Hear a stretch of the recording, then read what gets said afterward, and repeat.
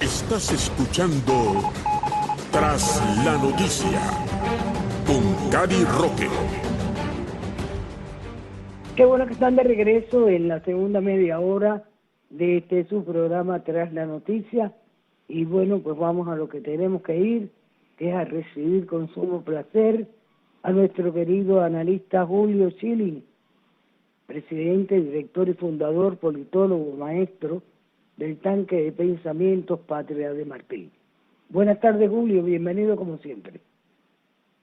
Buenas tardes, querida Cari, y siempre como todos los viernes y bueno, y cada oportunidad que tenemos, en adición a eso, es un tremendo placer estar contigo y en este gran programa Tras la Noticia y con todo el equipo de Radio y Televisión Martí. Y por supuesto, no se puede dejar afuera a esa ejemplar audiencia que tiene este programa. Me gustaría, de cara al 4 de julio, quisieras una breve semblanza de tu visión como cubano-americano, como hombre triunfador, como director de un tanque de pensamiento, de el significado que tiene para el mundo este aniversario, uno más, de la independencia de Estados Unidos. Con mucho gusto, Cari, y me alegro tanto que traigas a colación este tema tan importante porque, mira, es cierto que muchas personas, por ejemplo, como en mi caso, que nací en Cuba y a los 6 años pues salimos exiliados para los Estados Unidos, vivimos en dos naciones, o sea, vivimos dentro de los Estados Unidos, pero vivimos dentro de la nación cubana en el exilio. Entonces, en otras palabras, uno crece de forma bicultural, pero nunca sin estar fuera de Cuba. Entonces, mi apreciación de los Estados Unidos es como cubano exiliado. Eso, hago esta aclaración porque por el enorme amor y respeto que le tengo a los Estados Unidos, pero, o sea, crecí dentro de la nación cubana, dentro de los Estados Unidos, y esto hay que entenderlo. Cari, mira, el fenómeno de los Estados Unidos es un fenómeno universal, o sea, los valores que en esa declaración se proclamaron son valores universales, son valores que a la misma vez nuestros próceres en Cuba, todos, absolutamente todos, abrazaron, y para empezar está el principio del derecho natural. O sea, cuando en la Declaración de Independencia los arquitectos estadounidenses, de la nación estadounidense, proclamaron su independencia, se estaban basando en la premisa que reposaba sobre la ley natural, sobre los derechos naturales. En otras palabras, nacimos libres porque la libertad fue un regalo que Dios nos lo dio. Entonces, ahí empieza una serie de agravios de que la monarquía británica estaba interfiriendo en esos derechos naturales. Y esto es muy importante porque este entendimiento de la vida aplica también y es el mejor complemento a un factor, a lo que es el modelo de autogobierno, que es una democracia. Y eso es que la libertad no te la da ningún gobierno, de modo que ningún gobierno te la puede quitar. Esto es fundamental, entender la libertad como regalo de Dios, como derecho natural, pues a la misma vez nos da el entendimiento que la primera responsabilidad del gobierno, la primera sobre todas las otras, es defender la libertad de sus ciudadanos. No es regalarte, conseguirte un palillo de diente, que cada ciudadano tenga un palillo de diente o tenga un rollo de papel. Eso no es el propósito de un gobierno. Para eso existen los modos de ampliar la existencia, para que el humano se pueda dignificar con su esfuerzo y proveer para su familia y sus seres queridos. La primera responsabilidad es asegurar que los ciudadanos permanezcan libres para poder crecer espiritual y materialmente. Y los Estados Unidos, guste quien le guste, pese a quien le pese, ha sido el ensayo democrático más exitoso en la historia del mundo. Y la declaración de la independencia, que entre tantas cosas que tiene, habla del derecho de rebelión. En otras palabras, volvemos de nuevo al derecho natural, que si en determinado momento un tirano se apodera de nuestros derechos naturales, el pueblo soberano tiene en todo su sano juicio el derecho y el deber de sustituirlo por los medios que sean necesarios. Ese derecho de rebelión está en la Declaración de las Naciones Unidas, en la Declaración de los Derechos del Hombre de la Revolución Francesa, está en la Declaración de la OEA, pero fue en la Declaración de los Estados Unidos donde primero de tal forma se magnitud, y hubieron otros documentos de la colonia, en ese momento colonia inglesa, de la precosnación estadounidense, que hicieron eco. La Declaración de Independencia hizo eco de eso. Y la presencia, mi querida amiga, de Dios en el entendimiento de que... God we trust. Exactamente, que existe un orden trascendental que es superior al terrenal. Y esto también, Cari, es importante y tiene que ver con la fecha que celebramos, porque la visión que tuvieron los forjadores de los Estados Unidos era que los humanos partían del pecado original, que los humanos eran imperfectos, tenían defectos. Entonces, si los humanos tienen defectos, ¿qué es lo que es un gobierno sino humanos con un poder extraordinario para gobernar? Entonces, pues el sistema estadounidense constantemente formuló frenos y contrapesos para limitar el alcance y abuso de poder por humanos como todos con defectos. Y esa es la genialidad del sistema estadounidense, que ha sido y sigue siendo el mejor garante de la noción de la soberanía popular de autogobierno, porque le pone frenos, porque entiende, y es una cosa lógica, si los humanos tenemos defectos, que eso pues se entiende, entonces imagínate los humanos con poder y con poder político. Y si seguimos con poder político absoluto, como en el caso de la dictadura en Cuba, por ejemplo, ni hablar de eso. Entonces, en todo momento, la Declaración de Independencia y el curso que se trazó a partir de ahí partía del entendimiento de la ley natural, que la libertad es un regalo de Dios, es un derecho natural, y cuidado con cualquier gobierno que te lo quiera interrumpir y quitar, y a ese gobierno hay que declararle la guerra si es necesario por cualquier vía. Segundo, hay que frenar y ponerle límites a los gobernantes para que no abusen del poder, porque el humano, por naturaleza, tiene una gran capacitación para la corrupción. Son cosas de... No, yo para cerrar con brevemente este perfil que se ha hecho de lo que significa, ¿no?, el Día de la Independencia de los Estados Unidos, te diría que los padres fundadores de esta patria, pues indudablemente pudieron percatarse de que podría estar en peligro en algún momento, y crearon lo que es el check and balance, la separación de poderes. Y también crearon pues lo que es las distintas enmiendas que le dan a los ciudadanos el derecho, como tú bien dices, a forjar un país, una república. No olvidemos nunca que Estados Unidos es una república, y como república pues tiene sus propias herramientas para que no sea víctima del esclavismo. Y hablando de esclavismo, me gustaría, Julio, comentar contigo, porque aparentemente David y Goliat se enfrentaron en Lituania, y el pequeño David acabó con el gran Goliat. Me gustaría muchísimo también pues un criterio tuyo sobre esta resolución del Parlamento de Lituania aprobada el miércoles. Yo te hablo con toda honestidad, nunca he visto países más solidarios con la causa y la defensa de la libertad de esa isla secuestrada que los países que se liberaron del yugo comunista cuando cayó el bloque soviético.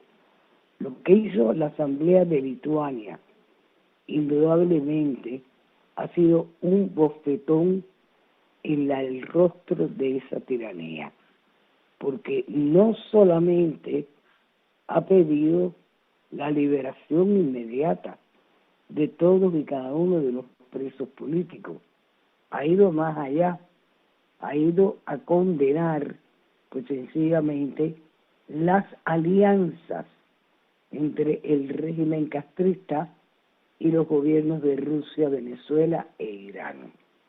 Y también amplía el marco de su declaración y la aprobación de esta resolución, concluyendo que organizaciones narcoterroristas como las Fuerzas Armadas Revolucionarias de Colombia y el ELN representan una amenaza para todos los gobiernos y sociedades abiertas.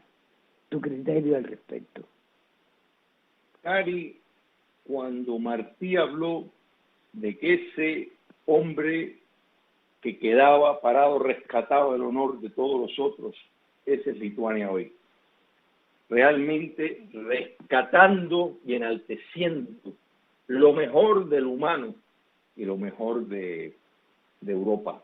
Porque, como señalas, la experiencia en carne propia de la barbarie del comunismo los ha inmunizado para entender bien lo que es ese oprobioso sistema y, en el caso de los cubanos más importante aún, del principio de la solidaridad, porque sin ese principio en esto podemos incorporar lo de la independencia de los Estados Unidos.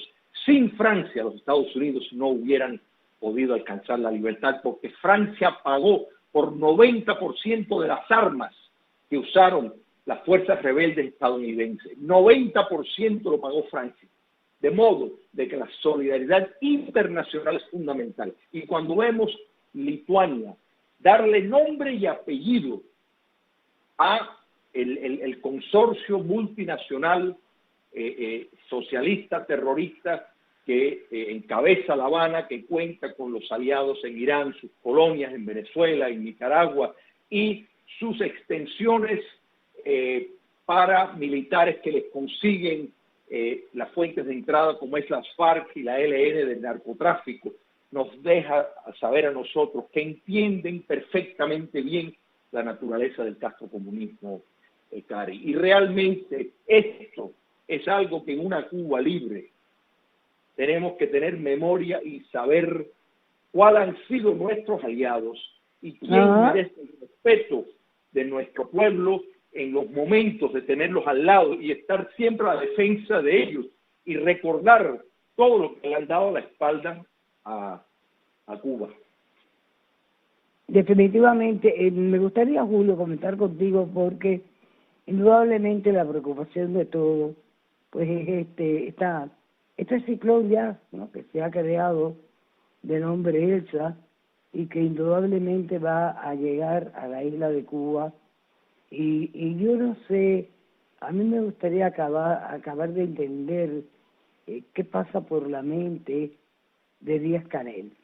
Díaz-Canel no brinda soluciones, pide disciplina para evitar muertes en Cuba por el huracán Elsa.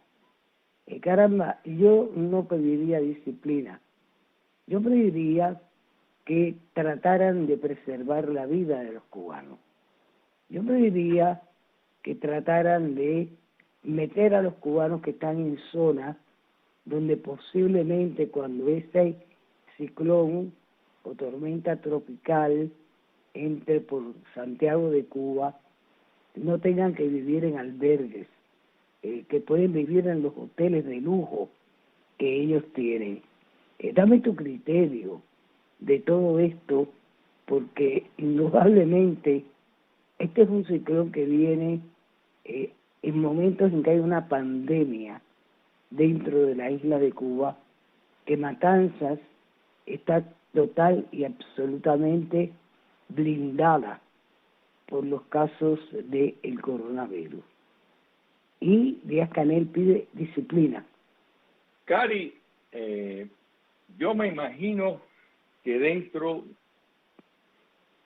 la cabeza del dictador Díaz-Canel deben de pasar muchísimas cosas, de entrar por un lado y salir por el otro, porque no hay mucha materia ahí de capacitación para filtrar, así que yo imagino que deben de pasar millones de cosas a la vez y nada encaja ni tiene ningún propósito de sembrar ni de fecundidad.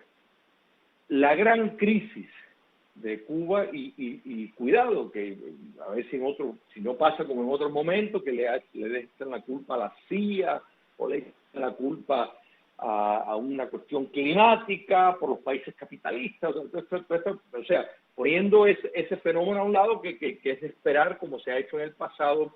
La realidad es que la prioridad del castrocomunismo es construir hoteles, en parte para turistas, en parte para lo que muchos sospechan es un lavado de dinero, en vez de precisamente fortalecer, vamos a empezar por ahí, la grave crisis que hay en la vivienda en Cuba, donde Cuba se está despedazando, las casas, que la mayor parte de ellas fueron construidas en la época de la República. Sin embargo, eso no es una fuente de recursos. Los médicos cubanos son materia de exportación en el nuevo esclavismo, en vez de atender a los cubanos que están padeciendo del coronavirus. Entonces, pues, el dictador Díaz-Canel, pues diga, disciplina. Bueno, lo que está diciendo, en otras palabras, que va a haber represión para las entendibles protestas y quejas sociales por la incapacidad del Estado dictatorial cubano proveer las medidas necesarias, no desde ahora, desde hace tiempo. La política de Estado de Cuba comunista, Cari, es la supervivencia, y esa supervivencia, pues, por supuesto, la cuestión del bienestar de la sociedad cubana, de atender factores elementales donde, que es como es la vivienda. Cuba está colocada geográficamente, siempre ha sido así, en un lugar propicio para que huracanes en determinado momento pasen cerca o a través de la isla, de modo de que esto que sería una cosa lógica que en estos 60 años se hubieran tomado las medidas necesarias. Sin embargo, eso no ocurre porque la prioridad no es la sociedad, la prioridad es la supervivencia, y es en la búsqueda de recursos, de dinero, a expensas de todas otras cosas. Entonces, pues la disciplina, es decir, no molesten, no se quejen y aguanten. Eso es lo que se traduce que Díaz-Canel pues diga disciplina. Hablando justamente de malas noticias, sabes que fue reabierta en España la demanda de la familia Sánchez Gil contra Meliá por sus hoteles en Cuba, y lo hizo la jueza Victoria Crespi. Reabrió la causa porque no fueron notificados el gobierno cubano y una empresa de Gaesa. Esto indudablemente es un golpe bastante fuerte para esa tiranía que indudablemente está comercializando con terrenos usufructuados y está utilizando pues justamente a compañías como Gaesa sancionadas por Estados Unidos, lo cual le ha molestado mucho al régimen, ¿no? Que pensó que el cambio de poderes iba de inmediato a tener una mano abierta con ellos, y hasta el momento lo mantiene, aunque hay señales de una política quizás un poco más aperturista. Todavía no ha llegado a la mesa de trabajo como para analizarla. Pero el juzgado de primera instancia de Palma de Mallorca reabrió la demanda de la familia Sánchez Gil contra la cadena Meliá por operar hoteles en Cuba en terrenos confiscados tras la llegada del tirano Fidel Castro al poder. La causa fue reabierta por la jueza Victoria Crespi, porque el régimen cubano y a la empresa Gaviota, parte del conglomerado de Gaesa, no se les había notificado la demanda. Fíjate, como ellos manejan sus hilos, ¿qué representa esto para la tiranía castrista? Mira, Cari, las personas que todos los hemos escuchado decir que la ley libertad, las sanciones contra la dictadura castrista pues no tienen impacto, eso es incierto, sí tiene impacto. Y lo que nadie esperaba, porque la realidad es que habían muchas personas que pensaron que el acercamiento de la administración de Cuba con el castrocomunismo iba a ser irreversible y que iba a haber un antes y un después, que nunca se iba a retomar. Y fue incierto. Ganó las elecciones otro presidente, en este caso Trump, y Donald Trump no solo revirtió toda la política de acercamiento, de apaciguamiento de Obama con los Castro, sino que ejecutó precisamente por primera vez 2 títulos de la ley libertad, la ley Helms-Burton, que ha sido siempre el gran terror, el gran pánico de todos los que han invertido en estas inversiones, o sea, de traficar con propiedad robada, y lo puso en vigencia. Entonces eso envió mensajes claros a cualquier inversionista de que no se puede confiar, incluso aunque la actual administración de los Estados Unidos no activara los capítulos 3 y 4, eso queda pendiente de que en otras elecciones viene otro presidente y la activa. Quiere decir que para un inversionista ya el tema de poner el dinero en Cuba comunista es un peligro. Es un peligro, Cari, porque es bien claro, o sea, no es muy difícil señalar el dedo a las propiedades que se están traficando. Hubo más de 6.000 entidades individuales y comerciales estadounidenses que fueron saqueadas, más de 200.000 a cubanos, incluyendo, por supuesto, viviendas y eso, estoy incluyendo todos esos números. No todos califican para ir a los tribunales estadounidenses. Mira, Julio, esto se traduce porque el tiempo, lastimosamente, tú eres un hombre ya de radio, prácticamente lo conoces, se nos viene encima. Cuba no ha sido sacada de países por esta administración que amparan o respaldan o no tienen una actuación contra países narcoterroristas y terroristas.